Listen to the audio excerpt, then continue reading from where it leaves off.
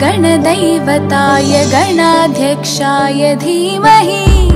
गुणशरीराय गुणमण्डिताय गुणेशानाय धीमहि गुणातीताय गुणाधीशाय गुणप्रविष्टाय धीमहि एकदन्ताय वक्रतुण्डाय गौरीतनयाय धीमहि गजेशानाय भालचन्द्राय श्रीगणेशाय धीमहि एकदन्ताय वक्रतुण्डाय गौरीतनयाय धीमहि गजेशानाय भालचन्द्राय श्रीगणेशाय धीमहि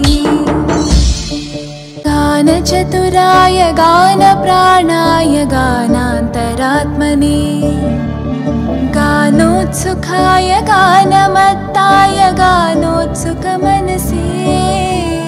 गुरुपूजिताय गुरुदैवताय गुरुकुलस्थायिने गुरुविक्रमाय गुह्यप्रवराय गुरवे गुणगुरवे गुरुदैत्यकलक्षेत्रे गुरुधर्मसताराध्याय गुरुपुत्रपरित्रात्रे गुरुपाखण्डखण्डकाय गीतसाराय गीततत्त्वाय गीतगोत्राय धीमहि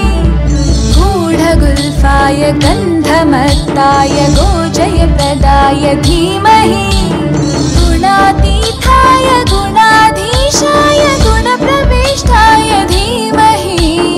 एकदन्ताय वक्रतुण्डाय गौरीतनयाय धीमहि गजेशानाय भालचन्द्राय श्रीगणेशाय धीमहि